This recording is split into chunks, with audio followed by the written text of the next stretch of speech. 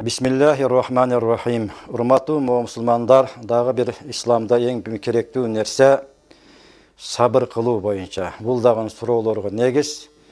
Албетте бир сабыр кылууга дагы исламдын көз карашы кандай дегенде биз төмөнкү жоопторду айтышлыкка укуктуубуз. Кур'ан-ы Каримде Аллах Тааланын бир аяты бар. Estağfirullah. وَلَنَبْلُوَنَّكُمْ بِشَيْءٍ مِنَ الْخَوْفِ وَالْجُوعِ وَنَقْصٍ مِنَ الْأَمْوَالِ وَالْأَنْفُسِ وَالثَّمَرَاتِ. Бұл аятты кыргызчага шарх берип түшүндүрмө бергенде ушул мааны чыгат. Алла Таала ар бир пендени ар түрдүү нерсе менен сынайт дейлет. Кээ бир адамдарга бир мүшкүл, бир жамандык келтирип, же бир өзүнүн бир жакын адамынан ажыратып коюп, же бир малы дүнүйөсүдөн ажыратып коюп, же бир жакшы бир ишиден ажыратып коюп, кандай болсо дагы Алла Таала ошо өз пендесини бир түрдүү ушундай нерселер менен сынайт. Кээ бир адамдарга бир жакшылык берип дагы сынайт. Мисалы бир адамга байлык берип, же бир адамга амал мансап берип, ошого окшогон бир жакшылыктар менен дагы сынайт. Себеп бул менин пендем, менден болгон тагдырга мейли жакшы болсун, жаман болсун, жакшыга сабыр кылып, жаманга дагы сабыр кылып, ошо кандай болсо дагы хайрихи ва шаррихи миналлахи таала, жакшылык дагы, жамандык дагы бул Алла Тааладан деп билип, ушул имандын бул шартыга чындап ишенип, же ишенбестиги үчүн Алла Таала сыноолорду жөнөтөт дейлет. Ошон үчүн ушундай сыноолор келгенде ушуларга сабыр кылып, эгер жамандык болсо бул дагы Алланын тагдырдагы нерсеси экен. Бу иманда бир тагдырда жакшылык, жамандык Алладан деп шарт койгон, ошол Алладан экен деп сабыр кылуу менен бирге, же Алла Таала сизге бир байлык берип, амал берип, же бир мансап берип сынаганда, бул дагы Алла Тааланын бир жакшылыгыдыр. Ушу тагдырымда бар экен деп Кудай Таалага, жаратканга көптөгөн шүгүрлөр айтылган болсо, ошондо гана Алла Таала ушул пендемин сыноомдон өттү. Албетте бул пендем тууру жолдо, хидаятта болот деп, бу дүйнөдө дагы, ахиретте дагы бактылуу болуштууга ушул жардам берет дептир. Ошон үчүн пайгамбарыбыз бир хадисинде "Ман сабара зафара" деген бир сөз бар. Мунун мааниси кайсы бир адам шундай бир кыйынчылыктарга, же бир мүшкүлдөргө, же бир оору суркоого сабыр кылып, шул чыныгы Алладан келген бир тагдырдагы нерсе экен деп ыйман келтирип сабыр кылган болсо, ошол адам албетте запар табып, жана утуп чыгат дейлedi.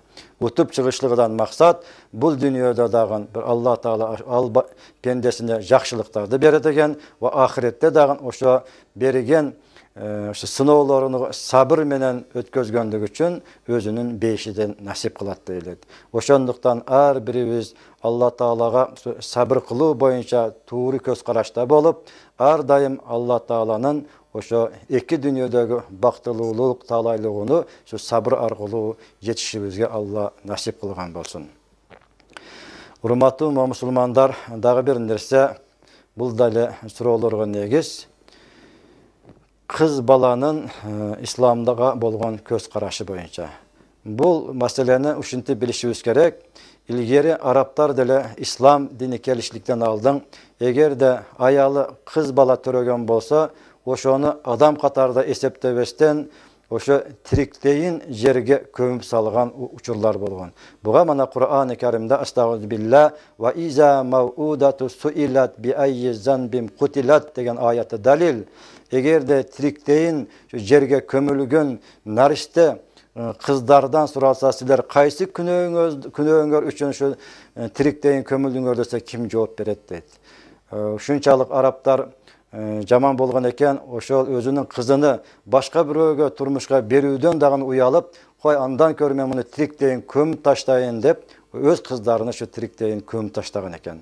Ошон үчүн качан ислам келип, пайгамбарыбыз ошо хадистер менен Алла Таала өзүнүн Кур'ан-ы Каримде кыз балдардын дагы исламдагы орду бар экендигин билдиришлик үчүн мына шу хадисте айткан, эгерде кайсы бир үй бүлө, кайсы бир эне 3 кызды тарбиялап, балагатка жеткенде өзүгө тууру келген жерге никелеп койгон болсо, oşol ene je oşol üybülö albatta beşike kiret deyilgen. Oşonda aytkan, ya Rasulallah, eğer 3 perzent emes, 1 perzenti tarbiyalasa kanday bolot degende, eğer de bir üybülö bir kız balаны tarbiyalap östürüp, oşol balagatka jetkende özü kalagan jerge, özüge tuğra kelgen jerge nikelep turmuşka berip koygan bolsa, oşol üybülö albatta beşike kiret dedi. Bul söz menen albatta İslam kız baldarındagın ordu bar ekendigini, kız baldarındagın tarbiyalap östürgөнгө çoğ soğuptordu ubada kılgandığı boyunca uşul hadis özü жетиштүү болот, урматтуу жама. Ошондуктан ар бир адам İslamga түз карашта болуп, İslamды bilip bilbestен эле кээ бир нерселерге İslamda bunda eken, anda eken dep şu kritike kılıçtan saktanyp, koldan kelişinçe dalil menen mesele kılışlıkka ötsek, uşunda musulmanlar arasında dagın hiç kanday bir kelişpöçülük, biz aytkanda fitne çıkpayt dep, men sizlerge albatta söz beremin. Assalamu aleykum ve rahmetullahi ve barakatuh.